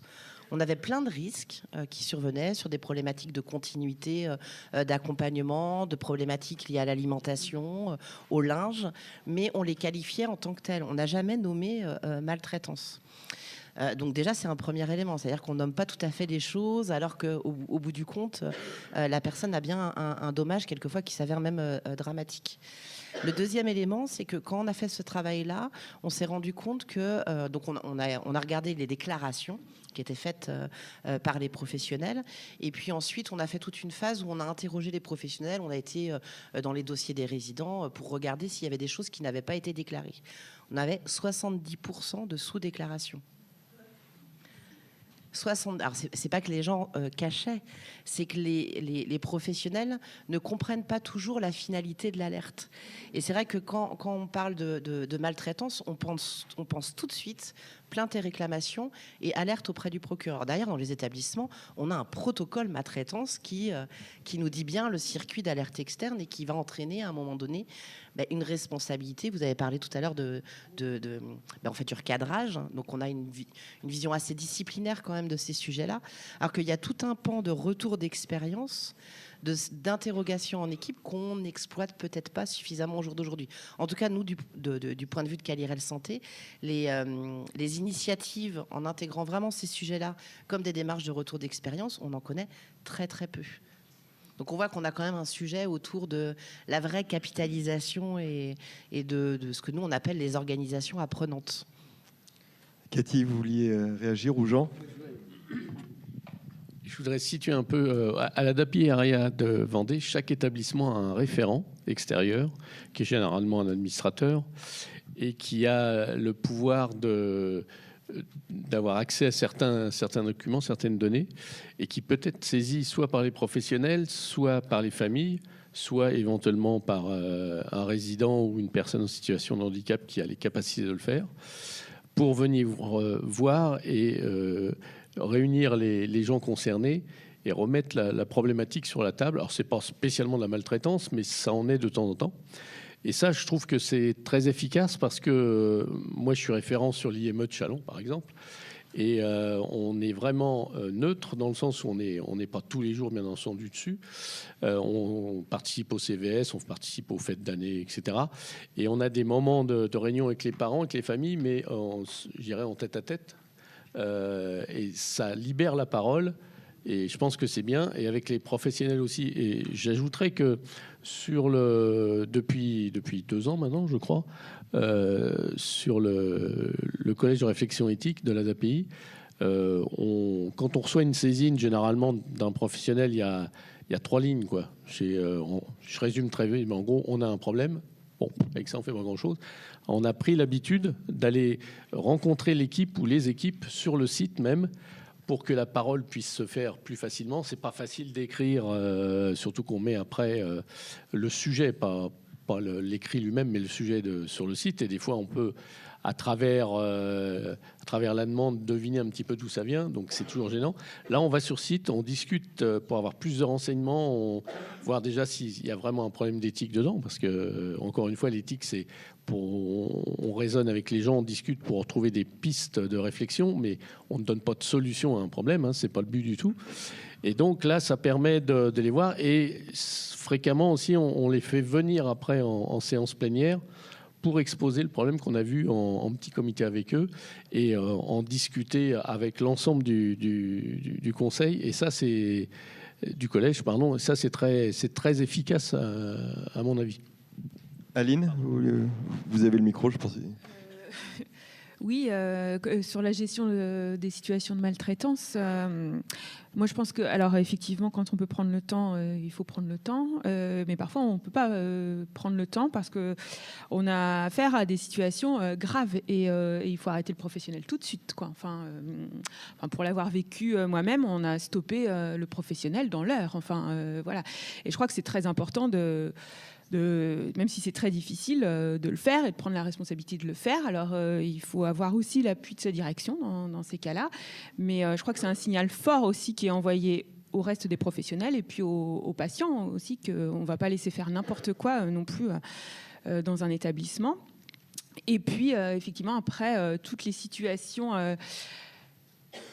Ce qui est difficile, c'est de caractériser, mais ça, on en revient à ce qu'on disait au début, de caractériser ce qu'est une maltraitance. Donc, il faut souvent prendre le temps de ça, tout en protégeant les personnes qui peuvent être victimes. Et là, le dilemme, c'est de se dire comment, dans quel temps on se donne pour ça, et puis comment on fait pour que la parole puisse se libérer. Alors, effectivement, faire appel à des tiers, c'est intéressant aussi, quoi.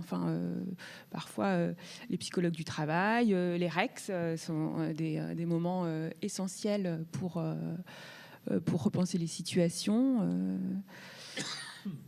Oui. Mais c'est pas des situations simples à gérer pour. Non, j'imagine. Noémie, vous vouliez rajouter quelque chose ou... Ah non, j'acquiesçais. Vous acquiescez. Je voudrais juste compléter encore une fois. Alors, j'ai un propos décalé par rapport aux maltraitances avérées, parce que là encore, au sein de l'association, il y a un protocole de signalement des maltraitances définies, cadre. Là, je ne pourrais pas vous donner le témoignage sur le nombre de procédures qui sont enclenchées, mais comme nous, on intervient sur toutes les autres situations un petit peu plus difficiles à définir, on a en effet ces saisines qui permettent aux professionnels d'exprimer les situations complexes, pour reprendre ce terme-là. On a, nous, constaté une baisse des saisines. Je ne crois pas qu'il y ait moins de problématiques ou moins de questionnements parmi les équipes. On s'est inquiété sur une forme de lassitude, voire de frustration de la part des équipes, parce que face à des situations complexes, il n'y a pas de réponse facile. C'est un peu facile à dire, mais c'est exactement ça. Donc on se rend bien compte que nous, ce qu'on produit, ce sont des repères pour aider les équipes face à une autre situation qui serait à peu près similaire, mais qui sera jamais exactement la même, à mieux se positionner, à mieux penser sa pratique, ou en tout cas en parler autour, à prendre plus d'avis en considération. Mais on n'offre pas non plus une solution pour se sentir moins maltraitant. Et donc ça peut être frustrant. Et donc on a imaginer que parmi les équipes, oui, on n'ait pas apporté des réponses assez concrètes à ces situations difficiles. Et puis peut-être une forme de banalisation où là encore l'impression que on fait une transmission sur le logiciel de métier et puis voilà, ça suffit. Donc on réenclenche nous un travail avec les chefs de service dans les équipes pour redire, remobiliser les professionnels et puis les familles aussi dans d'autres circuits à dire, à témoigner, parce qu'en fait quand on va à leur rencontre, ils nous disent mais oui bien sûr on en a des situations problématiques qui nous posent question, mais on ne prend pas le temps forcément de les dire. Oui, moi j'allais me positionner comme professionnelle un peu lambda de l'institution qui est énormissime bien évidemment. Et en fait nous on n'en entend jamais parler. Et c'est vrai que je pense qu'il n'y a pas de culture de l'information autour de ce que c'est que la maltraitance et autour des conditions et des risques de maltraitance. Et finalement en fait on passe à côté de l'identification tout simplement. Eh bien merci, vous avez fait la transition pour moi. Je vois que le temps passe, donc rapidement une question justement sur l'information et sur la formation.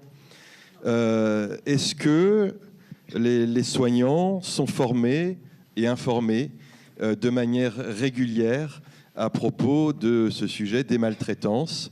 Et d'ailleurs, quelle place a la maltraitance dans la formation principale des soignants? En gros, est-ce que les soignants, les professionnels sont assez au courant de ces maltraitances, de leurs conséquences, de leurs causes et de comment justement faire avec quand ils en détectent une? Qui veut répondre? Les formations, ça fait loin, c'est ça? Alors, je suis la moins bien placée pour répondre, mais en fait, peut-être la plus à l'aise. En fait, moi, en tout cas, ce moment-là où on reparle de la définition précise de la maltraitance m'amène à me dire que dès qu'on se retrouve avec le collège de réflexion éthique, peut-être il faut qu'on amorce, nous, une communication sur maltraitance, situation complexe. En tout cas, je vois bien que peut-être nous-mêmes, on est trop séparés ou trop flous. Donc, ça aura au moins cette vertu-là. Mais pour le reste, je ne peux pas me prononcer sur la politique de formation de l'association. Je ne crois pas que dans la formation initiale des professionnels, ce soit abordé en tant que tel. En tant que tel dans tout ce qu'on vient d'évoquer, bien entendu que la question du risque de maltraitance, il est omniprésent, c'est le CARE, donc c'est... Mais je ne suis pas certaine que la question de l'alerte, du retour d'expérience tel qu'on en parle ce matin, soit abordée en tant que telle. Enfin, en tout cas, moi, j'en ai pas la connaissance. Par contre, pour rebondir sur vos propos, Cathy, c'est certain que ce travail-là n'est pas connu. Depuis que c'est inscrit dans la loi de février 2022, donc c'est tout récent, hein, quand on connaît les échelles de temps et d'appropriation dans les établissements, on se doute bien que c'est pas connu, et pourtant ça fait bouger énormément les lignes. Vous évoquiez la question des protocoles internes sur la gestion des situations de maltraitance. Je vous assure que ça fait bouger les lignes, parce qu'on n'y met plus complètement la même chose dans la loi maintenant sur les questions de maltraitance. Et ça veut dire qu'il faut vraiment se ressaisir du sujet pour se re-questionner sur, au-delà de ce qui est écrit dans la loi, au-delà de ce que la Haute Autorité de Santé maintenant attend des établissements. Hein. Parce que c'est vrai qu'on ne l'a pas évoqué, mais on a maintenant un référentiel HAS pour les établissements de santé qui est mis à jour en 2023, qui intègre la dimension éthique. Alors c'est une grande nouveauté, hein, c'était pas inattendu, et qui s'est réajusté par rapport aux éléments de définition d'inscription dans la loi maltraitance. Pour les structures sociales et médico-sociales, on a un nouveau référentiel, le premier référentiel qui est sorti depuis mars 2022 et qui place la gestion des risques de maltraitance, la prévention de la maltraitance, comme un critère qui est impératif et qui est placé dans la démarche continue, dans la démarche qualité. Donc ça veut dire que c'est pas simplement l'alerte externe et réglementaire, c'est bien quelque chose qui doit être intégré comme une démarche d'amélioration continue. Et ça, c'est un peu une révolution. Hein. Ça veut dire que on peut pas se cantonner que sur les questions de l'alerte externe. Ça nécessite de le prendre comme du retour d'expérience interne. Donc ça re-questionne les espaces collectifs pour aborder le sujet, l'organisation, les éléments de définition. Donc il y a un gros travail d'appropriation, formation initiale et formation continue. Je crois qu'il y a Estelle qui veut dire un petit mot. Oui, Estelle Guédon. Oui, je suis d'accord. Hein, c'est super. Sauf qu'après, sur le retour terrain, c'est un petit peu différent finalement. Hein, c'est vrai qu'il y a l'esprit de la loi, il y a tout ça qui est mis en place.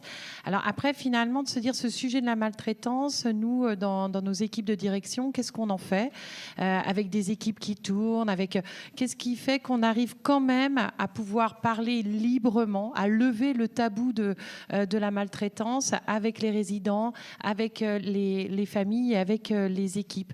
Parce que je suis désolée, mais les évaluations, on va pouvoir y répondre, on va pouvoir faire des chartes. Ça, il n'y a pas de souci. Je peux même en piquer chez Orpea, je suis sûre, il n'y a pas de souci. Et puis, je vais changer le logo. Sauf que finalement, on a un papier, mais on en fait quoi de ce papier ? Quel sens on y donne ? Et finalement, c'est à un moment ou à un autre, il faut que les directions, effectivement, et les équipes, et les bénévoles, et les familles, tout l'environnement, et peut-être même la société, se mouillent la chemise en disant oui, on ne va pas fermer les yeux sur tous ces invisibles. Et puis ensemble, on va essayer de construire un projet humain. Et je dirais que c'est ça l'enjeu. Parce qu'on aura beau faire des papiers, des lois, des chartes, si en face, on n'a pas les moyens et on n'a pas une prise de conscience sociétale, on va brasser de l'air, très clairement. Juste pour rebondir, parce que c'est quelque chose qui me tient à cœur. La qualité, c'est pas que du papier. La qualité, c'est bien la réalité du quotidien des professionnels. Alors c'est vrai que quand on parle de qualité, on a des idées reçues sur on va normer, on va dire yaka faucon, on va faire des chartes et des règlements de fonctionnement. En tout cas, c'est pas les messages qu'on porte nous à Calirel Santé, et on les défend fortement. Et le référentiel, moi, je le vois plus comme des repères là où ça n'existe pas. Alors très bien si dans votre établissement ça existe et bravo. Mais je suis pas sûre. Je ne suis pas sûre, dans ce qu'on observe, que ça existe partout. Et d'avoir ces repères-là qui donnent... Aujourd'hui, il n'y a plus le choix. Ces sujets-là doivent être traités en tant que tels dans les établissements. C'est quand même une avancée qui est assez importante. Et j'ose espérer que les directions d'établissement et les managers y donneront du sens, parce qu'effectivement, c'est bien l'enjeu du sujet. 5 petites minutes de questions-réponses avant d'aller manger, d'aller se faire une petite pause déjeuner. Je vais faire le tour. Oui, bonjour. Oui, Sophie Bézier, assistante sociale sur le CHD Vendée. Ce qui me vient sur la question là, de la maltraitance et des possibilités que ça s'échange en équipe, c'est aussi à un moment donné comment on peut se décaler de forcément toujours cette recherche de solutions dans lequel on est beaucoup en tant qu'assistant social. Il faut trouver des solutions et rapidement si possible. Et tant qu'on ne peut pas se décaler de cette recherche de solutions, c'est compliqué même d'accueillir la parole de la personne, accepter d'entendre peut-être des choses face auxquelles on n'aura peut-être pas de solution à proposer tout de suite, si ce n'est déjà un espace de parole pour la personne, et de pouvoir aussi en échanger en équipe pluridisciplinaire, en se disant qu'on vient aussi dire j'ai besoin aussi de soutien, j'ai pas de solution, est-ce qu'on peut le partager ensemble ? Je trouve que c'est un exercice qui devient peut-être de plus en plus difficile dans cette recherche toujours d'efficacité et de solution, de pouvoir débattre d'un sujet sans forcément être au-delà de la protection de la personne rapide, mais de pouvoir juste être dans l'échange et dans la réflexion. Et je trouve que nos pratiques, où il faut être efficace, nous décalent de plus en plus de ces temps d'échange et de réflexion éthique dont vous parlez, qui fait qu'on n'a pas forcément de solution, toujours à court terme à proposer. Je ne sais pas si c'était clair. Alors, moi, j'avais envie d'entendre aussi parler des familles. On a entendu parler du résident, on a entendu parler des professionnels, mais on n'a pas du tout entendu parler des familles qui, à mon avis, sont partie prenante au niveau d'un établissement. Donc ça me manque, parce que en tant que présidente d'un centre d'écoute pour la maltraitance, ce sont des choses qui reviennent continuellement. Le manque de communication avec les familles. Donc voilà, ça c'est une interrogation. Je sais qu'on en parlera peut-être cet après-midi en ce qui concerne le domicile, mais ça n'est pas seulement pour le domicile, la famille. Et la deuxième chose que je voulais dire, c'est effectivement concernant la formation. Je pense que la formation en ce qui concerne les maltraitances au niveau des professionnels, c'est du saupoudrage. Quand on nous propose 2 heures pour traiter des maltraitances auprès d'un public qui va être sans arrêt, je pense, moi j'interviens dans les écoles d'aides-soignantes, j'ai 2 heures. 2h30 maximum. Donc, sur toute la formation. On n'y reviendra jamais. Donc, c'est un peu dommage que ça ne soit pas plus, et pas partout, et pas dans tous les corps de métier. Et je trouve ça dommage. Voilà, c'est les 2 choses que je voulais dire.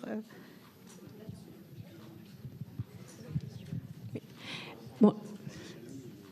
Bonjour, moi je représente une association, je suis directrice qualité et projet dans une association qui porte des établissements, protection de l'enfance, PJJ, et insertion par le logement, donc notamment demandeurs d'asile.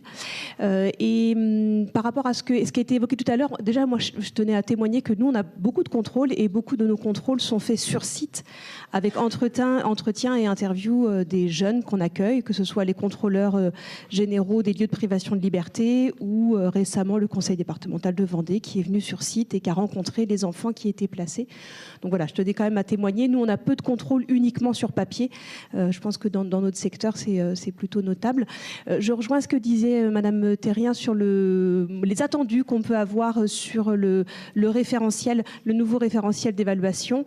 C'est moi qui parle, si vous cherchez. Ici, là. Je voyais bien dans les yeux que ça cherchait.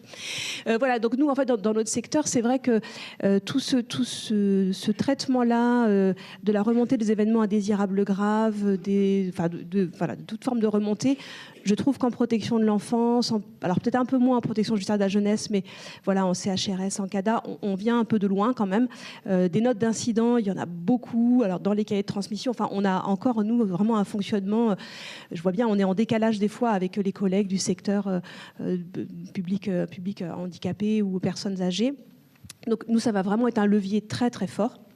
Aussi, pour un moment, on est dans un secteur où, évidemment, la question de la maltraitance, elle est très, très présente, elle est omniprésente. Les enfants qui nous sont confiés sont en général victimes de situations de maltraitance. Et donc, voilà. Et en même temps, on peut avoir du mal à le qualifier, à l'identifier, à le regarder, parce que on a encore peut-être des pratiques qui, là, pour le coup, manquent un tout petit peu de formalisme et d'administratif. Donc, le référentiel, pour nous, va être un levier parce que, du coup, enfin, on va vraiment dire, mais si, en fait, ça, voilà, c'est un critère impératif qu'il faut qu'on regarde et qu'on structure. Et peut-être, moi, juste pour revenir sur la thématique, ce que j'aurais peut-être un peu aussi besoin, enfin, ce que nous, on a besoin de réfléchir, c'est la question, donc, les questions éthiques et de maltraitance, justement, dans un caractère contraint. C'est-à-dire que, voilà, en PJJ, quand on est face à des situations de jeunes, on pilote 2 centres éducatifs fermés. Bon, voilà, ça dit ce que ça vient dire. C'est et de l'éducatif et en même temps un premier rempart avant l'incarcération des mineurs. En protection de l'enfance, quand on a une ordonnance de placement provisoire, ou dans d'autres structures où on est sur de l'hébergement temporaire, par exemple avec le demandeur d'asile, où voilà, là où ils sont orientés, il y a très peu de choix. En fait, la personne, la question des droits individuels, qui est quand même très centrale dans ce référentiel, nous, elle est quand même souvent mise à mal et on est quand même très, très souvent tiraillés. Et juste un dernier point, nous, on est tout débutants. On est en train de mettre en place une instance éthique au sein de l'association. Donc, c'est balbutiant. On essaie de mettre plein de personnes autour de la table. Et c'est vrai que la première chose qu'on s'est dit, c'est déjà d'emblée, il va falloir qu'on remonte très largement et qu'on fasse voilà, ce travail alors de retour d'expérience ou en tout cas voilà, à la faveur d'un registre des incidents, tous les balayer établissement par établissement. Donc c'est peut-être au niveau de ma direction que ça sera fait pour que vraiment on se construise une culture commune. Parce que pour l'instant, voilà, ça reste encore ça reste très informel dans nos modes de fonctionnement. Excusez-moi encore moi. Et donc moi je voulais reprendre un petit peu je trouve que maltraitance c'est négatif. Quand on a un regard négatif sur notre vie professionnelle, etc. Pourquoi est-ce qu'on ne rebasculerait pas sur la bientraitance ? Non, mais la bientraitance, ça veut dire que ça doit être en permanence un fil rouge. Pour moi, c'est vrai que souvent on oppose les deux termes, bien-traitance, maltraitance, mais non, au contraire, ils sont complémentaires. On est d'accord. Hein, c'est ça qui est important. Mais on appelle un chat un chat. Je pense que justement, on doit former l'ensemble des professionnels à cette culture de bien-traitance, que ce soit dans les formations initiales et dans la formation continue, et qu'on crée dans nos établissements cette culture de bien-traitance qui va permettre aussi une culture de confiance. Et moi, je pense qu'aussi, je ne voudrais absolument pas mettre en cause qui que ce soit, mais on a aussi quelque chose d'essentiel, c'est le management par la confiance et le positif du quotidien. Parce que, à force de dire la maltraitance, et c'est vrai, elle existe, et elle existe malheureusement bien trop, et elle n'est pas suffisamment pointée. Mais si on part sur la bien-traitance, et qu'on dit, mais que ce soit, comme tout à l'heure le disait Madame Richer, que ce soit sur les formations initiales des infirmières, des aides-soignants, des éducateurs, etc., etc. On est là, pourquoi on est là? On est là pour aider la qualité de vie des personnes qu'on accompagne. Donc, dans ces cas-là, on va avoir un regard positif et les managers seront les garants de cette politique et de cette culture.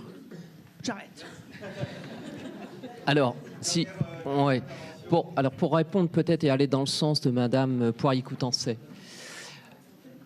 sur la problématique de la formation initiale, pour œuvrer depuis plusieurs années, on va dire qu'on travaille à peu près 3 heures sur une formation de 3 ans pour m'occuper de la formation initiale infirmière. On va proposer 3 heures de formation d'initiation en première année sur justement le sens de mon agir, de mon action. Ce qu'on oublie d'aborder, c'est la condition humaine. Et que dans la condition humaine, tout homme est capable de faire vivre le bien, certes, mais s'il est capable de faire vivre le bien, il est capable de faire vivre le mal. Et donc c'est le premier ancrage, j'ai envie de dire, qui va nous permettre d'avoir un levier pour aborder ces problématiques de maltraitance. Juste, moi, quand j'ai vu l'affiche, je l'ai trouvé assez extraordinaire, parce que quand vous regardez les différentes conférences qu'on peut avoir depuis maintenant 10, 15 ans autour de cette problématique-là, souvent, on a un titre, l'éthique pour une éthique de la bientraitance. Alors ça, c'est assez intéressant, parce que quand vous regardez la sémantique qui est utilisée, à aucun moment on utilise la thématique de la maltraitance. Donc ça veut dire que d'une certaine manière, on vient se dédouaner de cette capacité qu'a l'homme à faire vivre le mal, parce qu'il est homme avant tout. Voyez ? Et donc ça, c'est quand même un ancrage tout à fait intéressant à questionner. Donc ça veut dire qu'il y a de toute façon, quoi qu'il arrive, une prise de conscience de l'individu qui est en capacité de faire vivre le mal. Je suis désolé de vous dire ça. Vous, comme moi, vous êtes capable de faire vivre le bien, mais vous êtes aussi capable de faire vivre le mal. Et oui, c'est comme ça, c'est notre condition humaine, et ça fait partie de notre vie. Alors, il y a des chercheurs qui ont travaillé sur cette question-là qui est fondamentale, me semble-t-il. Je pense notamment à Michel Tereschenko, qui est vraiment un spécialiste. Un petit ouvrage qui est vraiment très, très intéressant, Un si fragile vernis d'humanité. Un autre auteur que tout le monde connaît, Hannah Arendt, sur la banalité du mal. Et je vous invite à aller retrouver un peu toute la pensée d'Hannah Arendt, qui est extrêmement intéressante autour de ces sujets-là. C'est pour ça qu'en formation initiale, c'est fondamental. Moi, je crois, on parle beaucoup d'éthique. L'éthique, c'est cet aller-retour entre soi et l'autre. Tout à l'heure, monsieur parlait du regard, du partage du regard. Je crois qu'en effet, aujourd'hui, on est dans une société extrêmement médiatique, où on va vous parler d'événements extraordinaires, mais dans le mauvais sens, si vous voulez, à travers cela. Mais sachez que quand même, il y a de très très belles choses qui se font dans les établissements. On pointe du doigt, en effet, des événements extraordinaires dans vraiment le mauvais sens du terme. Mais je crois que fondamentalement, il faut aussi regarder ce qui est de l'ordre du bien. L'éthique, c'est comment trouver cette entre-deux, la juste mesure entre parfois ce qui est de l'ordre du bien et du mal dans ce que je vis. Et je crois que c'est une véritable éducation et une formation initiale. La formation initiale doit proposer, en effet, l'accompagnement à la condition humaine, tout simplement. Voilà. Merci beaucoup. On va arrêter là et se faire une petite pause déjeuner.